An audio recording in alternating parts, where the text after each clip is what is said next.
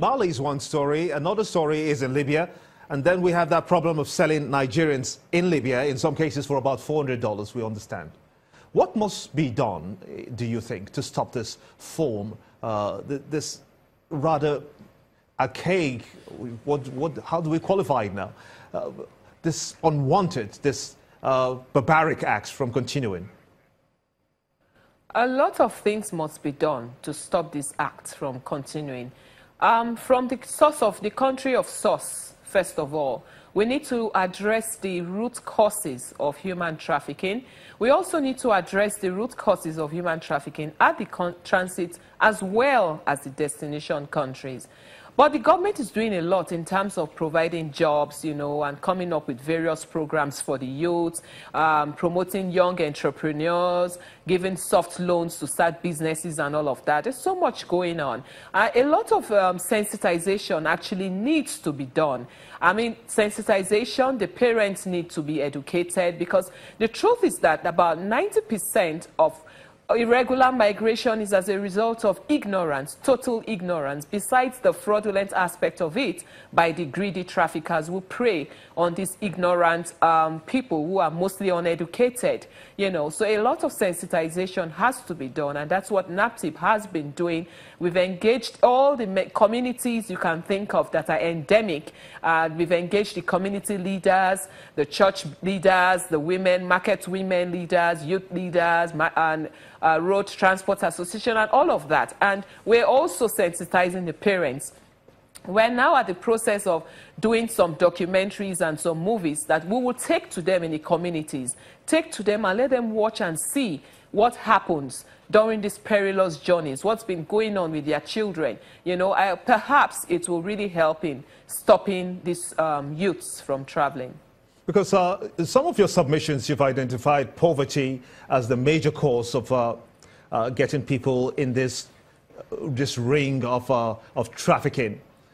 But beyond poverty and maybe joblessness in the country, what other things do you think are a catalyst that gets people wanting to travel out of Nigeria for some blue-collar jobs that have been promised them? On the part of the traffickers is sheer greed and wickedness. And then on the part of the irregular migrants, I mean, they really believe, they truly believe they are going for a better life. The ignorance, the level of ignorance is very high. I mean, that's what I've been talking about. The ignorance, illiteracy, and of course, deceit, it plays a major role. I mean, the poverty bit of it is not as bad as the other aspects, because we've seen cases where these people actually sell their belongings. So, I mean, you cannot be that poor to have enough to sell and enable you pay these criminals, because it's not even a free trip. They actually paid to be trafficked without knowing it. Because we know that you have been in partnership with other organizations to help provide an acceptable level of empowerment for returnees, especially, for instance, these girls that we're looking at now. One of such was held in Edo State. With comments on the progress so far, let's take a listen at the Swiss authorities and what they're trying to say to you, NAPTIP, on the one hand, and to Nigerians.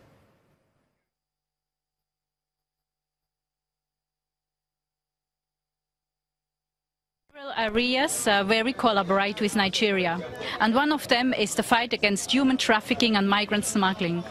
And this project is one of the areas we are collaborating with Nigeria in the field of human trafficking.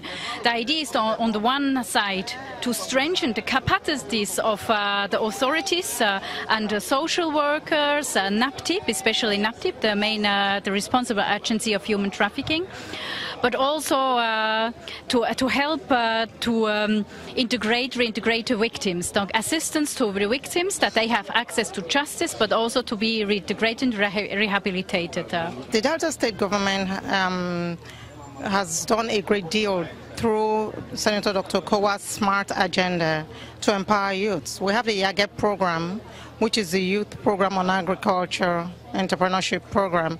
We have STEP, which is skills training. We have PPSP. Our hope is that this will be a turning point in their life, because it will enable them become economically viable and independent.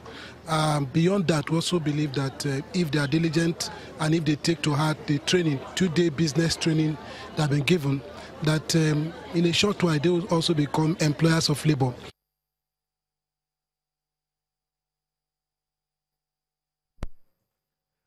Now, you've heard about, you've just heard from them.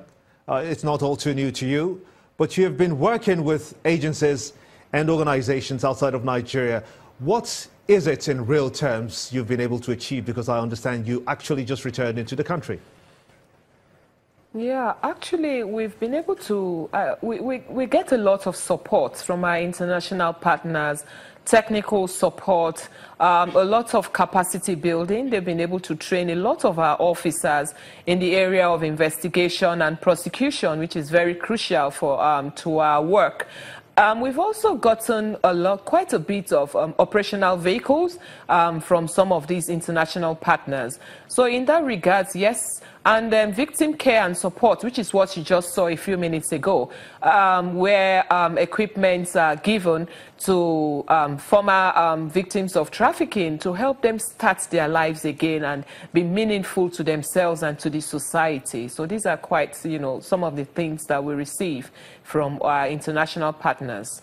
Italy has also been one of our greatest allies in terms of support when it comes to victim care and rehabilitation, as well as technical support and training for the officers of NAPTIP.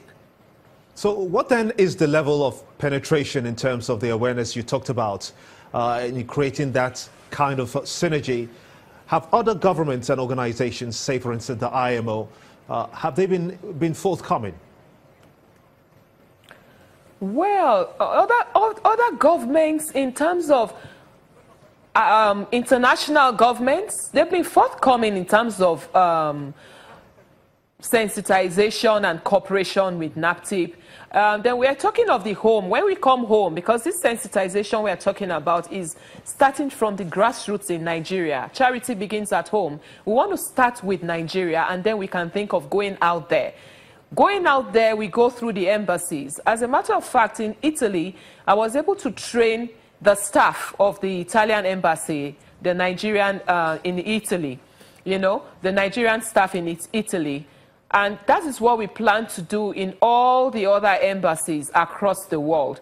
But our major focus now is to train those that are, is to sensitize those in Nigeria, community to community, state by state. It's going to involve all the stakeholders, the governors, the local government chairmen, the assembly members, and all of that. That's a good place to end it. I want to thank you so much indeed for your time. The Director General, National Agency for the Prohibition of Trafficking in Persons, NAPTIP, Julie Okadonli. When State of the Nation returns, how deep is the rot in the education sector? You'll find out after now.